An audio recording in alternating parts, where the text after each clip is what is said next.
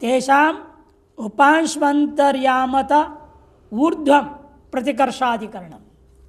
पूर्वाधिकरण निर्णय दिया प्रतिकर्ष करना पड़ेगा, ठीक है। प्रतिकर्ष करके कहाँ ले जाएं, उसको कहाँ समावेश करें, ये तो बताना पड़ेगा। स्थान किसके बाद लेना है, एकदम आदि में ही लेना है, ये निर्णय लेना है, इसलिए आरंभ करते हैं। स सर्वादाव इंद्रवायव आदौ वात्र विशेषतः सर्वादाव आश्रयाद इंद्र वायवादौ धृतेरपि। स सर्वादौ, वह सर्व के सभी के आदि में लिया जाए अथवा इंद्र वायु के ही आदि में लिया जाए। पूर्व पक्ष अविशेषत्व सर्वादौ कर देनी चाहिए, कोई विशेष नियामक नहीं है। इसे सभी के आदि पहले कर दो, बाद में अन्यों को ग्रहण करना। तो आश्रयाद इंद्र वायवादौ, और आश्रय है धारा।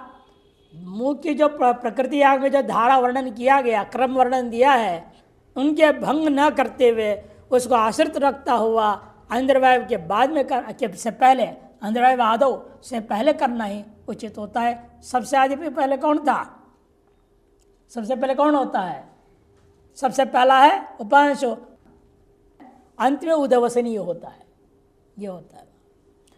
इंद्रवायु से पहले करने के लिए विधान कर दिया। स पूर्वोक्त प्रतिकर्ष, पूर्वाधिकरण में जो निर्णय दिया हुआ जो प्रतिकर्ष है वह सर्वेशा उपांशवादी नाम ग्रहणाम मादो, उपांशवादी सकल ग्रहों के आदि में किया जाए। उपांशवादो मान उपांशु सबसे पहला है, उपांशु उससे पहले ले लिया जाए, प्रतिकर्ष किया जाए। तो कहते नहीं, सिद्धांति जवाब देगा। ग्रहणम आदो युक्त कुतः, पूर्व पक्ष कहता आदि में करने युक्त है, क्योंकि विशेष श्रवणात् सामान्यत श्रुतम अग्रत्वम अनपेक्षितत्वात् सर्वमुख्यम, के सामान्य श्रुत है अग्रत, ऐन्द्रवाग्रत्वम अग्रत्व क्या है आदि, इतना मात्र रहते है उसका, किससे पहले ये कोई विशेष कथन नहीं है। अतः सभी से पहले उसको कर लेना चाहिए, उसके बाद ही अनंतर जो विशेष के अनंतर बाकी सबको ले लो। सिद्धांत नहीं तदेवम, ऐसा नहीं है। प्राकृतान धारा ग्रहान आश्रित्य, प्रकृति आग में जो धारा में कहे गए ग्रह हैं उनको आश्रय करके फलाय शुक्राग्रत्व विधानात्, फल विशेष के लिए शुक्राग्रत्व का विधान किया गया है। किंच, इतना ही नहीं, धारयेयुस्तम यम कामाय गृह्णीयुर ऐन्द्रवायवं गृहीत्वा साधेत इति श्रूयते, विशेष विधि भी है। धारा में जैसा है वैसे ही सबको ग्रहण करते हुए यम कामम कामयता, जिस कामना को लेकर आप विशेष करना चाह रहे हैं, गृह्णीयु कामाय गृह्णीयु ऐन्द्रवायवं गृहीत्वा, वो भी कैसे करना चाहिए, ऐन्द्रवायु ग्रहण करने के बाद उसका आसादन करनी चाहिए। इति श्रूयते है। तत्र काम्य से शुक्रादेर धारणाद अनंतरम ऐन्द्रवायवस्य ग्रहणम विवक्षितार्थे लिंगम, इसलिए काम्य शुक्रादियों को भी धारा में आए हुए के जो आनंतर में आए हुए जो ऐन्द्रवायु है उसके अग्र में ही ग्रहण करना चाहिए। इसमें यह वाक्य ही लिंग है। तस्मात् ऐन्द्रवायु आदौ प्रतिकर्ष, ऐन्द्रवायु के आदि में ही उसका प्रतिकर्ष होगा। एकविंशाधिकरणम मार्चति शुक्रादिग्रह साधनाधिकरणम इति। अब एक ग्रहण के लिए ही है नियम या आसाधन के लिए भी है, ये विचार करेंगे। आसाधन में भी यही नियम प्रतिकर्ष हो जाएगा।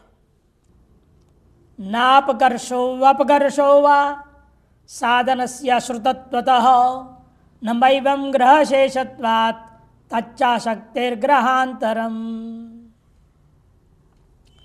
नापकर्षो अपकर्षो वा, पूर्व पक्षी कहता है पात्रों का आसाधन होता है, पात्रों का ग्रहण, फिर पात्रों का आसाधन।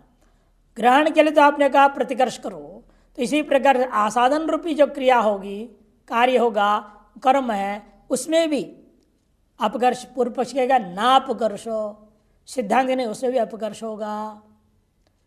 क्यों, क्या है हेतु, क्या है पूर्व पक्ष के पास, आश्रुतत्वतः, कोई अलग विधि नहीं है। इन्हें कहना चाहिए यथा ग्रहणम तथा साधनम, ऐसे कोई विधि होता जैसे ग्रहण है वैसे आसादन है, तब तो मान लेता। ऐसे कुछ भी नहीं है। इस चेत मैवाम से न पूर्व पक्ष का है, अश्रुतत्वता न अपकर्षो, ऐसा अन्वय हो जाएगा।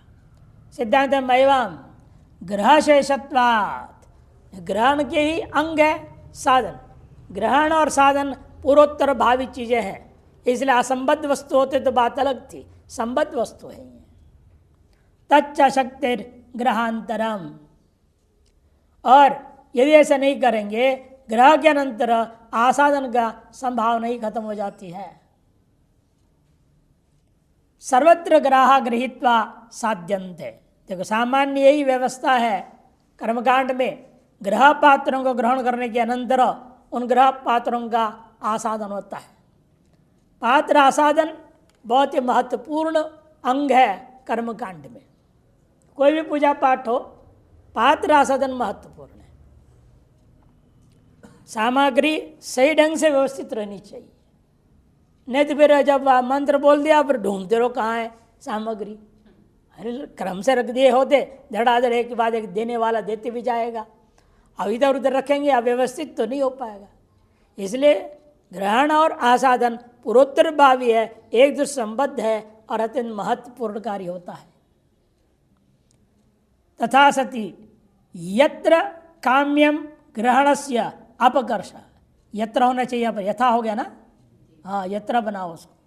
इसलिए जब ये निश्चय है कि ग्रहण और आसादन दोनों अंगांगी भाव से युक्त रहते हैं, अतः जहाँ पर आपने काम्य जो है शुक्र ग्रह का ग्रहण करने के लिए अपकर्षण किया है, तत्र साधन से अपकर्षो, वहाँ साधन का अपकर्ष की शंका न के, पहले पूर्व पक्ष करा है, आशंका न शंक्य, अपकर्ष न क्षमा, अपकर्ष करना है ऐसा मत करो।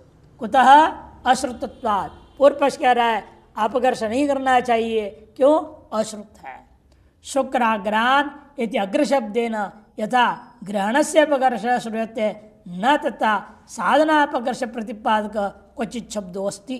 शुक्राग्रान इत्यादि अग्रशब्द जिस प्रकार से ग्रहण में अपकर्ष के लिए विधान है, लिंग है, उस प्रकार से साधन का अपकर्ष करने के लिए प्रतिपादक कोई शब्द लिंग नहीं है।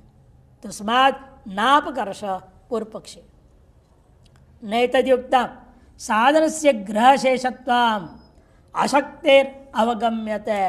देखो साधन जो है ग्रह का शेष है, इसे अशक्ति से ज्ञापन हो गया बात कि बिना जो है ग्रह के क्रम का साधन क्रम तय नहीं होता है। इसे ग्रह क्रम के अधीन साधन क्रम है। इसे ग्रह के लिए अपकर्ष हो गया, साधन का भी अपकर्ष स्वतः ही उसके साथ हो जाएगा। न तो पूर्व ग्रहम असाधयित्वा ग्रहांतरम शक्यम गृहीतुम, क्योंकि एक ग्रह ग्रहण किया उसके आसादन किए बिना दूसरे ग्रह तो ग्रहण भी नहीं कर सकता। वो एक पात्र हाथ में ले लिया है, और पात्र भी ऐसा नहीं होता है कि जैसे हम लोग करते हैं कई बार, ये 2 अंगुली में पकड़, फिर 2 अंगुली में पकड़, इधर से भी पकड़ लिया, ये 3-3 ग्लास 4-4 ग्लास पकड़ के ले जाते हैं, है ना। ऐसे नहीं हो सकता यहाँ कि जो सोम रस वहाँ से ग्रहण करते हैं, वहाँ से जब लाए यजमान के दोनों हाथ में रहता है। जो पंडित लोग मंत्र बोल के दोनों हाथ में रखते हैं और उसको ले जाके के पात्र आसन क्रम में वह रखेगा, वो तब तो दूसरा पकड़ेगा। एक ग्रह पात्र में ही दोनों हाथ पूर्णतया व्यस्त हो चुका है, और उसके पास दूसरे पात्र ग्रहण करेगा तब जब उसको उतार के कहीं रख देगा। इसलिए ग्रहण के बाद आसादन के बिना ग्रहांतर करने, ग्रहण करने में भी सामर्थ्य नहीं रह जाता है। अतएव जिस ग्रह पात्र को जहाँ अपकर्ष किया उसके आसादन भी अपकर्ष हो जाएगा।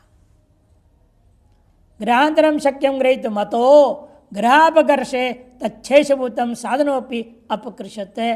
ग्रह का अपकर्षण होने पर उसका शेषभूता साधन रूप कार्य भी अपकृष्ट हो जाता है। द्वाविंशाधिकरण मारचेति, 22वां अधिकरण आरंभ करते हैं। तेषां प्रधान प्रतिकर्ष अभावाधिकरण, उनमें भी विचार करो, उनके प्रदान करने में प्रतिकर्ष होगा कि नहीं होगा। स्वाहाकर में प्रदान क्या होता है? स्वाहा करके डालना, उस समय भी प्रकार जब प्रतिकर्ष होगा कि नहीं होगा, ये विचार करना है। अपकर्ष करेंगे कि नहीं करेंगे आप?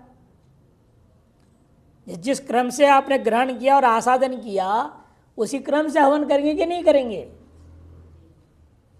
प्रधान जो कार्य है, देना आरोपी जो कार्य है, उसमें प्रतिकर्ष के अभाव आदिकरणम सिद्धांति अभाव बोलेगा। प्रधानस्य अपकर्षो अस्ति न वा साधनवद् भवेत् प्रधानस्य तु मुख्यत्वात् नापकर्षोत्र युज्यते।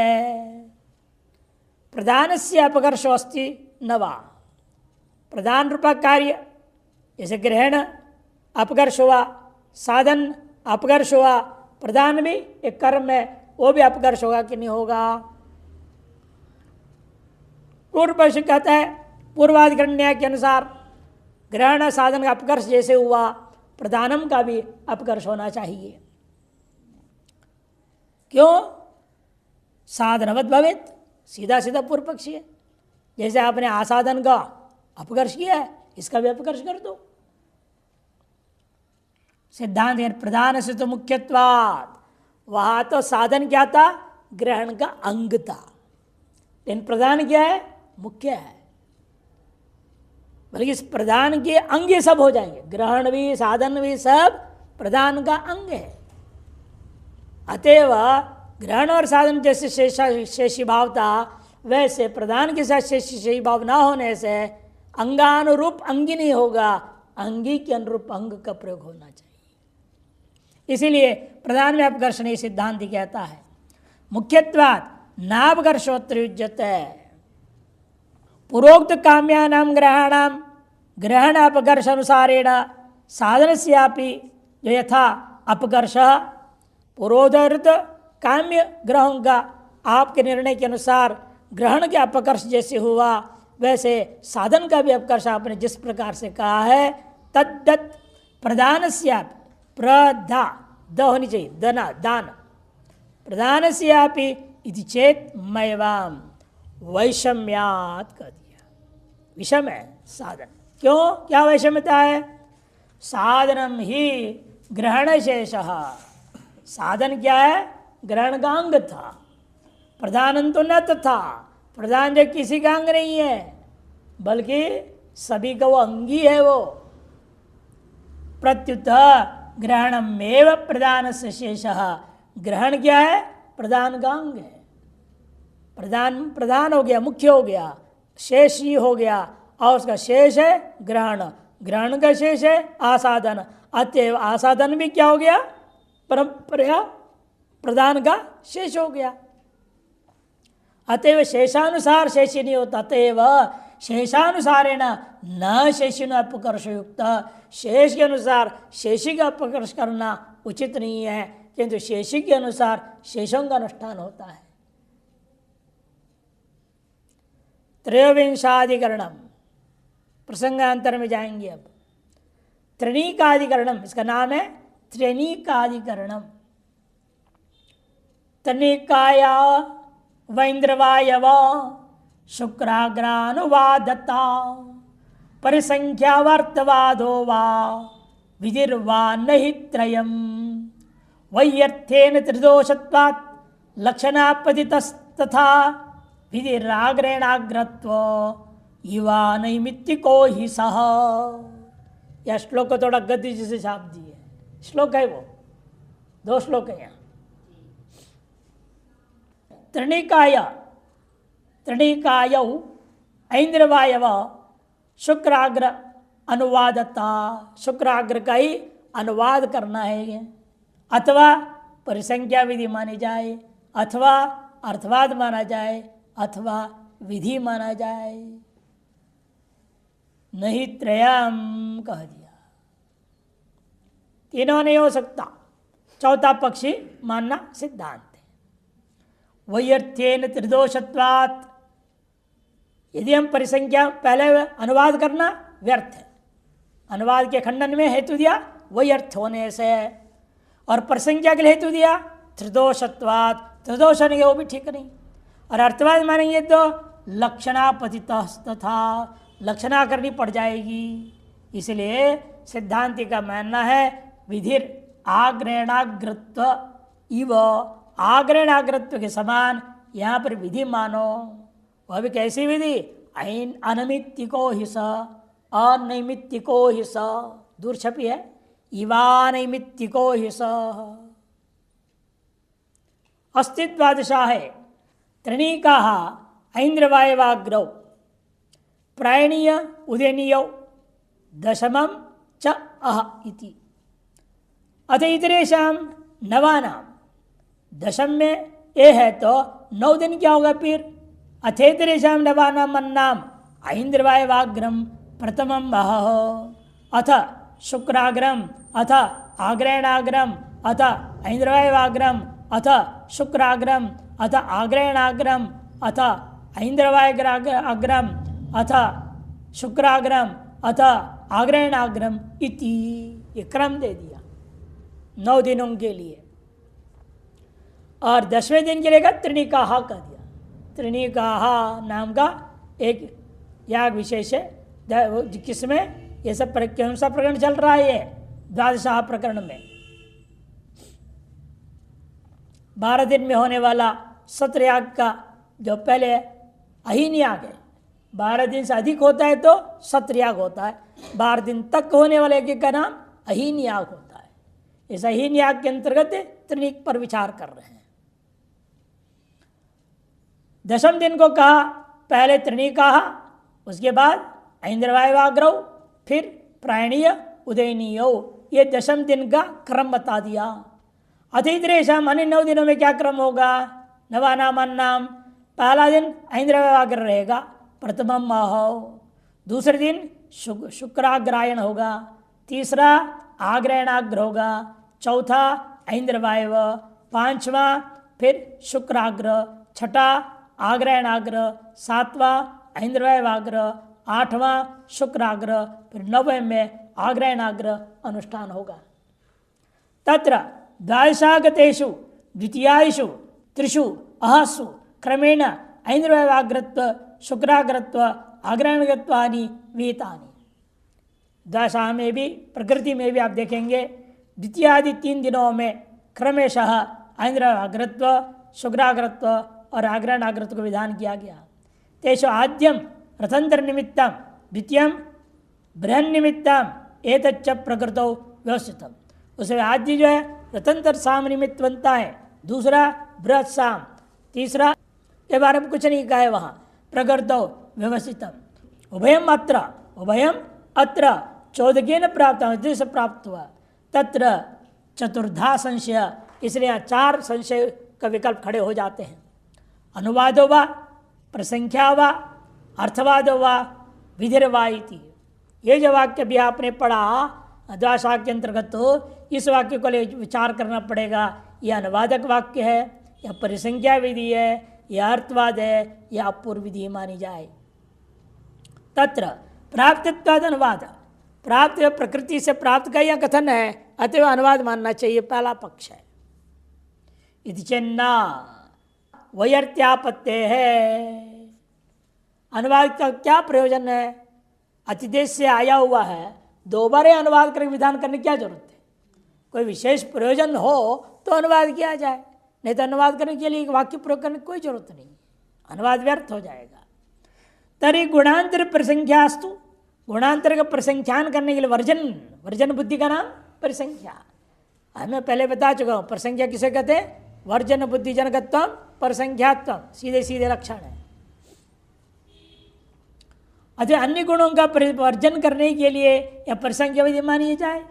जे न, हमने पहले बता दिया है, परसंख्या विधि में महान 3 दोष स्वीकार करना पड़ जाएगा, दोषत्रयापत्य है। तृतीय हानि अप्राप्त आग्रहण ग्रंथ प्रशंसार्थ अयम अर्थवाद। अच्छा, तृतीय दिन में जो है अप्राप्त था आग्रहण आग्रत्व, उसी प्रशंसा के लिए सब अर्थवाद है। इतना वो भी नहीं हो सकता। लक्षणा आवृत्ति प्रसंगात, लक्षणा करनी पड़ेगी अथवा आवृत्ति करनी पड़ जाएगी अर्थ निकालने के लिए, दोनों में गौरव लक्षण है। इसलिए तस्मात् आग्रहण अग्रत्वे यथा विधि तथा इतरियोरपि द्रष्टव्य। आग्रहण आग्रत्व में जिस प्रकार से विधि बताया गया वैसे ऐन्द्रवाय में भी विधि मान लो और त्रिणिक में भी अग्र जो किया उसको विधि मानना चाहिए। न च प्राप्तत्वाद अविधि न वाच्यम, प्राप्त है वहाँ अतिदेश से, फिर विधि कैसे हो सकता है, ऐसे आशंका मत करो। अस्य विधेर अनैमितिकत्व बात, इस विधि का कोई निमित्त नहीं है। रतंतरादि निमित्त को यो रेव ही चौदह न प्राप्ति, रतंतरादि निमित्तक जो होंगे वो अतिदेश से प्राप्त हो सकता है, निर्निमित्त का कोई प्रकृति में है ही नहीं जिसका अतिदेश कर सके। प्रयोजन द्वादशः विकृतिषु यत्र क्वापि रतंतरादि निमित्ताभावे अपि ऐन्द्रवाय वाग्रत्व सिद्धि ही। पुनर्विधि इस तरह से करने का क्या लाभ हुआ, क्या प्रयोजन है, विधि करने का प्रयोजन क्या है। तब द्वादशा में जिन जिन विकृतियागों में जहाँ कहीं भी रतंतरादि निमित्त नहीं है वहाँ पर ये चला जाएगा और ऐन्द्रवाग्रत्व त्रिणिकाग्रत्व ये शुक्राग्रत्व का विधान कर देगा। ये लाभ है इसका। चतुर्विंशाधिकरणम आरचति, 24वां अधिकरण की रचना करते हैं। व्यूढ़ द्वादशास्य समूढ़ विकारत्वाधिकरणम, व्यूढ़ और समूढ़, व्यूढ़ और समूढ़, व्यूढ़ मैंने व्यूह कर लिया विस्तार, और सम्यक ऊह करना और विस्तृत व्यूह करना। सम्यक व्यूह का नाम सम्मूढ़ और विस्तृत व्यूह का नाम व्यूढ़, यह है, ये सब द्वादशाह का ही। व्यूढ़ोपि प्रकृति किं वा विकृष्याद्विपृष्ठवत् विधि साम्याद आदिमो अंत्यो लिंगाद कामे विधेरपि। व्यूढ़ द्वादशाह भी प्रकृति है अथवा विकृति है। तब पूर्व पक्षी कहता है द्विपृष्ठ के समान विधि साम्याद आदिमो, द्विपृष्ठ के समान विधि के सादृश्य को ध्यान में रखते हुए खुद व्यूढ़ द्वादशाह को प्रकृतियाग माननी चाहिए। सिद्धांत कहते नहीं, अंत्यो, क्यों, लिंगात, लिंग प्रमाण है, कामे विधेरपि, कामना विशेष को लेकर के निमित्त बना करके विधि में भी हमारे पास लिंग है, वह विकृतियाग होगा। यदि विकृतियाग तो किसका विकृतियाग होगा, समूढ़ का हो जाएगा। सम्यक व्यूह किया हुआ द्वादशाह का जब हम क्या करेंगे, विस्तृत व्यूह वाला द्वादशाह को विकृति बना देंगे। द्विविधो द्वादशाह, द्वादशाह संजक याग, अहीन याग, जो याग है वह दो प्रकार से होता है, दो प्रकार का है। समूढ़ो व्यूढ़श्च, ये कर्म का नाम है, समूढ़ और व्यूढ़। समूढ़ो व्यूढ़श्च तत्र समूढ़ पूर्वम विदाहर्ता, पहले जो विचार करके वर्णन किया गया और समूढ़ अभी जो अपने पढ़ा अभी द्वादशा प्रकरण का ही था ना, वो विस्तृत प्रकरण और द्वादशा प्रकरण का ही है, तो उसको आप समूढ़ का ले लो। अथ व्यूढ़ उदाह्रियते, अब व्यूढ़ द्वादशा का उदाहरण दिया जा रहा है। ऐन्द्रवाय वाग्रौ प्रायणीयो दैनीयो अथेत्रेषाम दशानाम अहन्नाम ऐन्द्रवाय वाग्रम प्रथमम अहह अथ शुक्राग्रम अथ द्वे आग्रयणाग्रे अथ ऐन्द्रवाय वाग्रम अथ द्वे शुक्राग्रे अथ आग्रयणाग्रम अथ द्वे ऐन्द्रवाय वाग्रे इति। ये अलग ढंग से ये यहाँ क्या है उदाहरण में ऐन्द्रवाय वाग्नि में अग्रौ प्रायणी उदिनीयौ, ऐन्द्रवाय वाग्र और प्रायणी उदिनी इष्टि करने के बाद अतित्रेषां दशानाम, पहला दिन ऐन्द्रवायवाग्र किया और दूसरे दिन प्रायणी और उदनी को कर लिया, तीसरे दिन से क्रम बताएंगे बाकी 10 दिन के लिए। बाकी 10 दिन के लिए क्या क्रम था, अतित्रेषां दशानाम अन्नाम ऐन्द्रवाय वाग्रम, पहला दिन, यहाँ भी एक नहीं है, ऐन्द्रवाय वाग्रम, एक वह नहीं है वहाँ। प्रथम 10वें में पहला दिन ऐन्द्रवाय वाग्र हो जाएगा, दूसरा दिन अथ शुक्राग्रम। तीसरे और चौथे दिन के लिए एक ही बात, द्वे आग्रहणाग्रह, तीसरे चौथे दिन। पांचवा ऐन्द्रवायवाग्रम। छठे और सातवें में द्वे शुक्राग्रह अथ आग्रहणाग्रम। आठवें में आग्रहणाग्र हो गया। नौवें और 10वें में द्वे ऐन्द्रवायवाग्रह इति, ये क्रमवार निर्णय दिया है। इसको व्यूढ़ द्वादशा कहते हैं। वो है समूढ़ द्वादशा जो पहले पढ़ा आपने। तत्र समूढ़ से तावत प्रकृतित्वम अविवादम। समूढ़ जो द्वादशा है और प्रकृति आ गए, इससे कोई विवाद ही नहीं है। अब विचार करना है, यह भी क्या प्रकृति है या विक्रिय है। तद्वत् व्यूढ़ोपि किम प्रकृति किम वा समूढ़स्य विकृतिरिति प्राप्तम। इसलिए विचार संशय प्राप्त हो रहा है, प्रकृति माना जाए इसको स्वतंत्र व्यूढ़ द्वादशाह को, अथवा समूढ़ विकृति मानी जाए। कुतः विधि सामान्यात्, दोनों विधि बराबर कहा जा रहा है।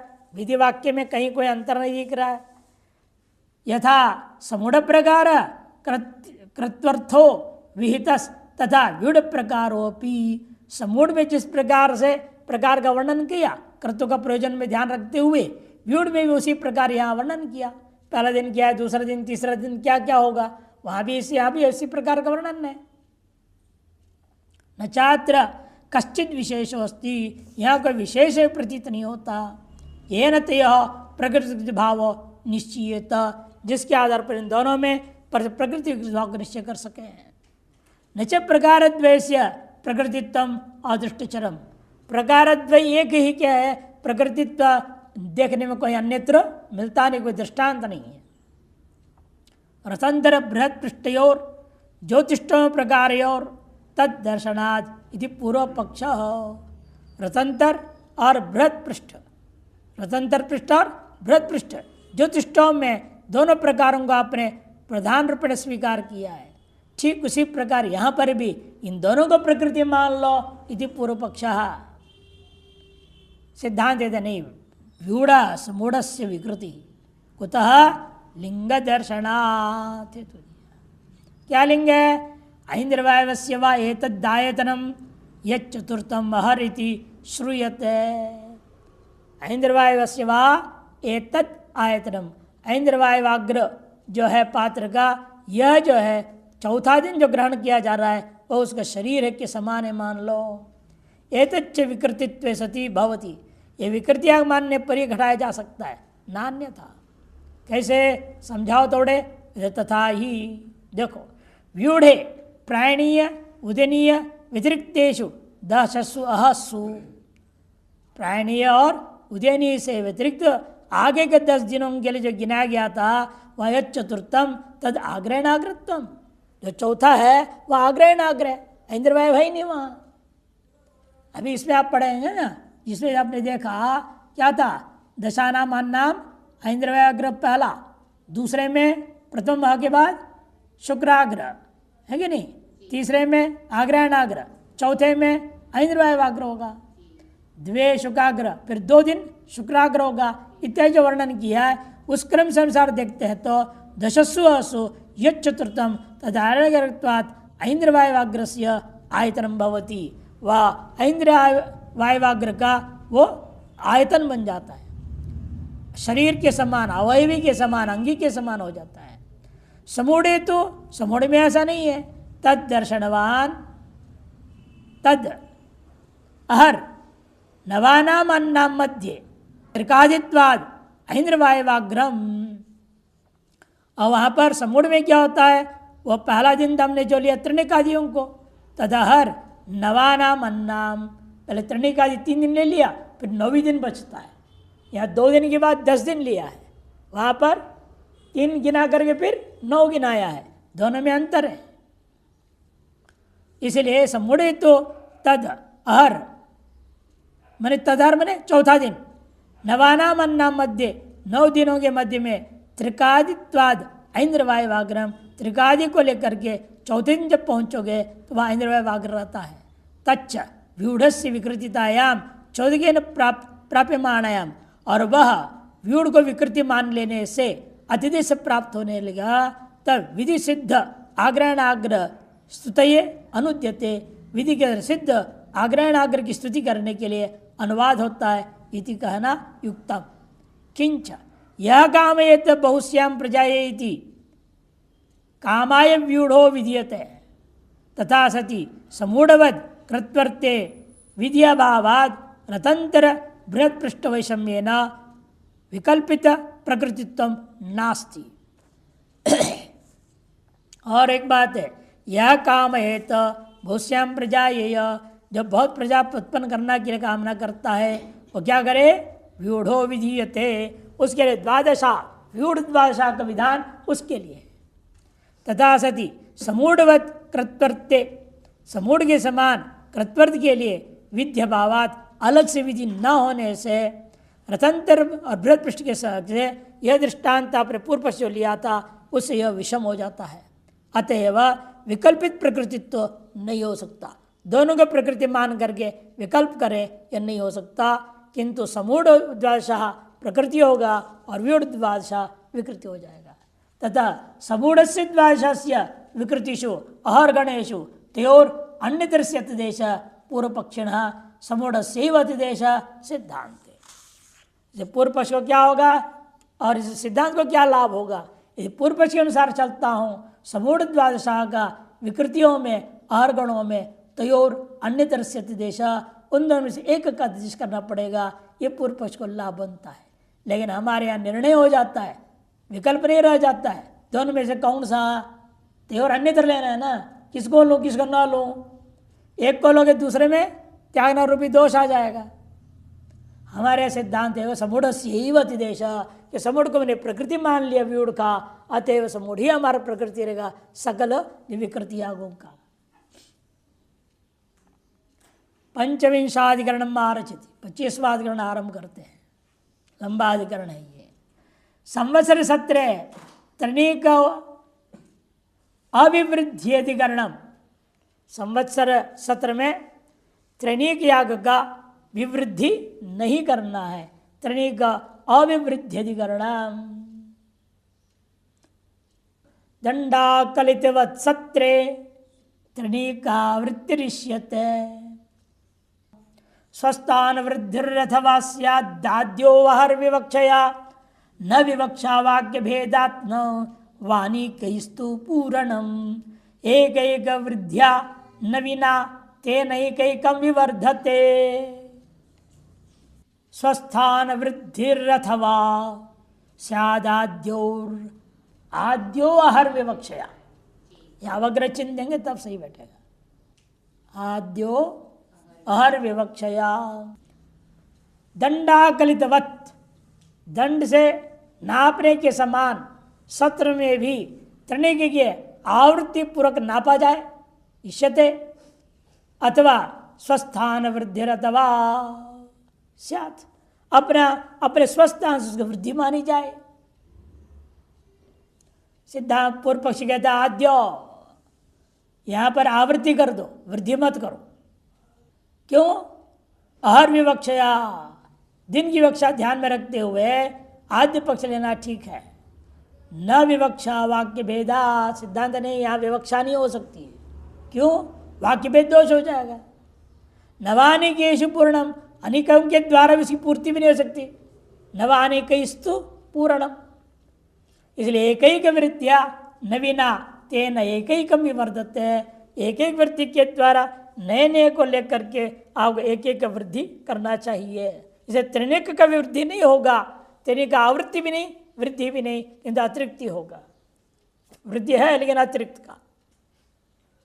अस्ति समूढ़ से द्वादश विकृति गवामयनम संवत्सर सत्रम, समूढ़ द्वादशा की विकृति आगों में से गिनती है गवामयनम, और उस वह एक साथ चलने वाला है, संवत्सर सत्र है।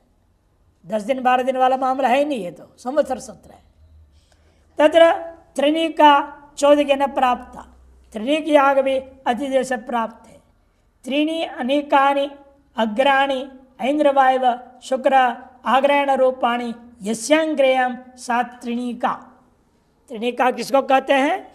जिन त्रीणी अनेकानी माने अग्राणी, अनेकानी करते अग्राणी।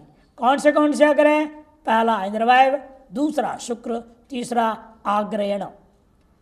वह ऐसा अग्रह है जिस क्रिया में, यस्यां क्रियायाम सा, उस क्रिया का नाम त्रिणिका। तया च त्रि परिवृत्तया द्वादशादि अंत्यो प्रायणी उदनी और अहन्नोर मध्य वर्तमानेषु दशस्वसु दश व्यतिरिक्तानि नवसंख्याकानि अहानि पूरितानि।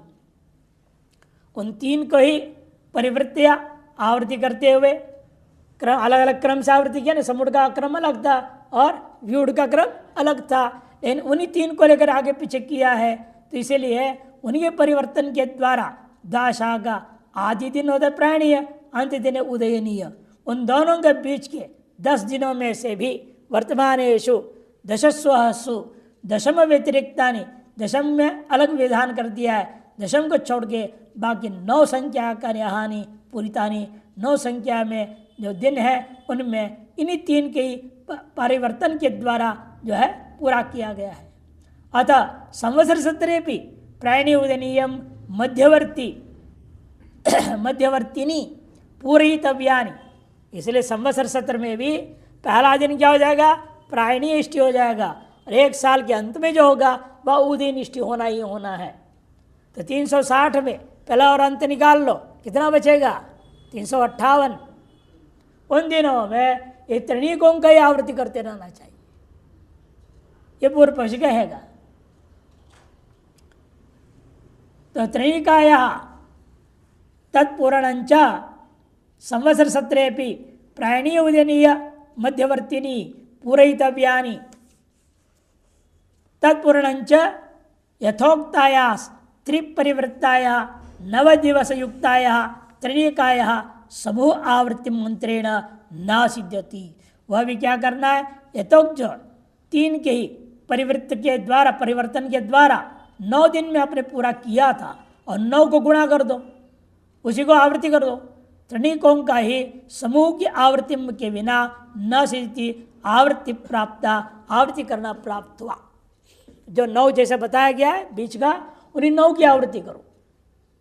3 को 9 बना चुके हैं, और 9 को भी आवृत्ति कर दो। 9 की आवृत्ति कर कितना हो जाएगा? 9 इंटू 358 को 9 में भाग करो। 358 को 360 दिन होता ना 1 साल में, उसे नवावृत्ति नहीं कर, नवावृत्ति जितनी हो सके उतनी कर आ जाएगा, ये कह रहा पूर्व पक्षी। तस्यांच द्वैविध्यम विद्यते, उसमें भी 2 प्रकार हो सकता है। यथा दंडस्य आवृत्त्या भूमौ आकलितव्यायाम आदि मध्यावसान भागैर सहितम कृष्णम दंडम पुनर्पुनरावर्तेति न तो एकैकम भागम। तो दंड के द्वारा जब भूमि को नापा जाता है वहाँ कैसे होता है? आदि मध्य और अवसान, इन संपूर्ण भागों के सहित आपको संपूर्ण का ही आवृत्ति किया जाएगा। एक दंड मान लो आपने 3 फुट का ले लिया है कि नहीं, आदि हो गए 1 फुट, अंत 1 फुट, बीच का 1 फुट। इन बीच के 1 फुट से थोड़ी नापेंगे, जब दंड से नापोगे तो आदि अंत सहित नापना पड़ेगा। से यहाँ पर पूरे 12 का आवृत्ति करनी पड़ेगी, फिर पूरा 12 का ही आवृत्ति कर दो, ये पूर्व पक्ष का कहना है। आदि अंत सहित करना पड़ेगा दंड के समान। सहितम कृष्णम दंडम पुनः पुनरावर्तेति न तो एकैकम भागम, एक भाग को नहीं। तथा 9 दिवसानाम आवृत्ति रीति एक प्रकार, उसे 9 दिनों का आवृत्ति भी करना चाहिए, एक प्रकार है। यथा अध्येतारा, तो दूसरा प्रकार क्या है?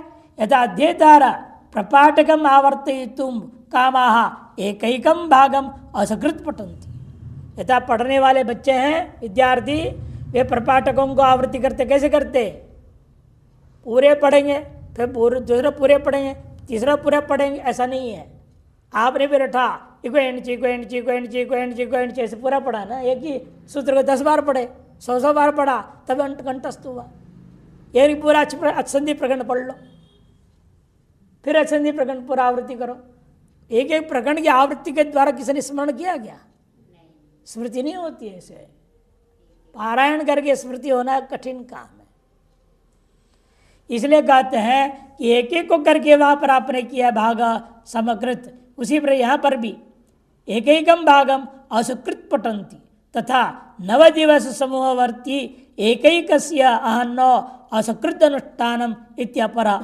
एक एक दिन का असकृत अनुष्ठान कर लो, तत्र आद्यस्तावत प्राप्त होती। इन दो में से भी आद्य प्रकार पूर्व पक्ष को इष्ट है, दंड के समान नापना। कुतः आ शब्दस्य विवक्षितत्वात्, कि अह शब्द यहाँ पर विवक्षित है। ऐन्द्रवाय वाग्रम प्रथमम अह बोला है ना, इत्युक्त अह शब्द अथ शुक्रायण आग्रम, फिर अथ बोल रहे कि नहीं बोल रहे? इसलिए अथ आग्रायण आग्रम इत्यादि अष्टसु वाक्येषु अनुसज्जते, और क्रम का अनुसंजन करके अथ क्या है? क्रम का निश्चय हो गया। अनंतर अनंतर अनंतर यथोक्त अग्रत्व विशिष्टानाम अन्नाम कर्म विशेषाश्च शब्दैर नियम्यते, नियमित किया गया। तथा सती जब ऐसा मान लेंगे तो यदि ऐन्द्रवायवाग्रम एवहर निरंतरेण असकृदावर्त्यते तदानीम अथ शुक्राग्रम इत्यादि अनंतरीय बाधित हो जाएगा। इसे एक का अनेक बार करके फिर दूसरे का अनेक बार, जैसे कंठस्थ करने वाला करता है वैसे आप नहीं कर सकते कर्मकांड में, अनंतरी भंग हो जाएगा। शेष कल देखते हैं।